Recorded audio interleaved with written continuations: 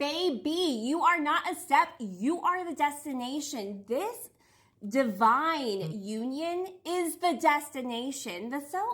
What's funny about these cards is like when we're thinking about the Queen of Pentacles, it's not separate from the King of Pentacles. We look at these like stages, right? Just like in part one, when they're climbing up those stairs, and this is like the hardest part before they like reach the final thing they need to do before they can go forward.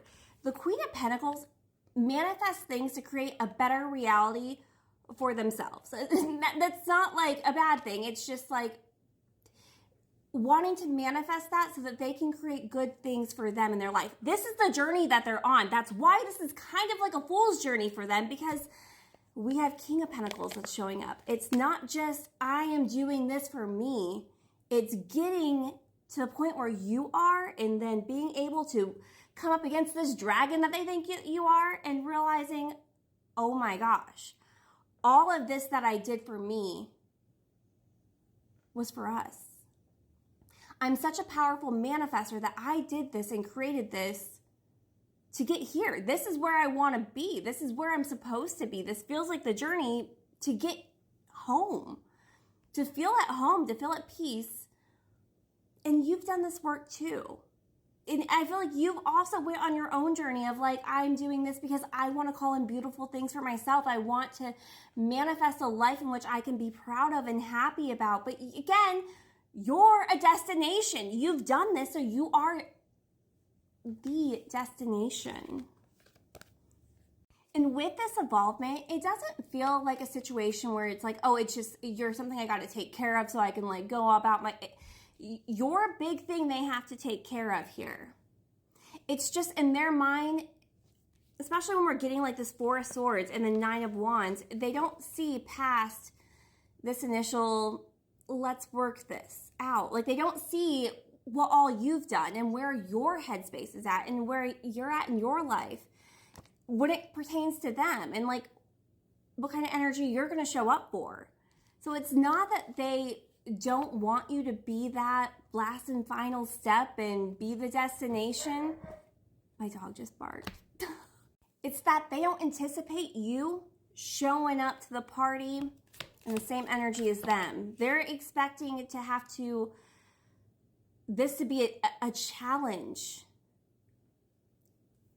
And it's like being able to see those sneaky little butterflies are going to be igniting because you're in a beautiful energy as well. Oh, can't stop smiling, happiness, feeling complete. And it feels as though this has been kind of hidden from you on purpose. I don't feel like you were supposed to go through all of these trials and tribulations with them. It was meant to be a journey.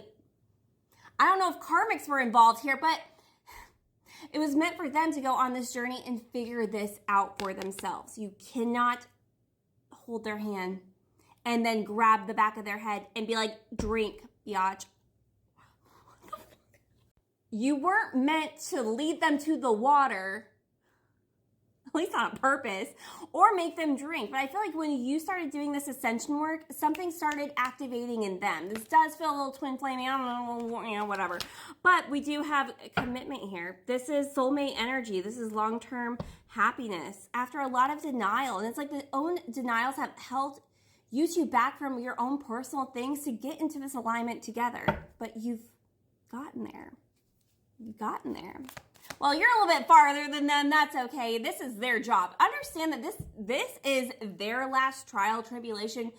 I'm getting like, I don't know, going into the lion's den, the dragon's den, whatever, for them to face it. To be like, this isn't a cave where like the walls might come down on me. It's like, this is home. The clown, the fool's journey, they don't know. They don't see it yet. They feel so ashamed too about all of this.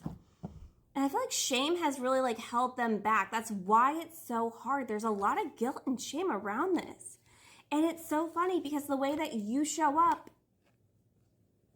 it's not like you're saying, oh, don't worry about anything, sweetie. You don't have, it's just you both are seeing a huge ascension within the other. And it feels safe and it feels comfortable. And you're able to just enjoy each other's awesomeness. Let's go to part 3 and get into the conversation.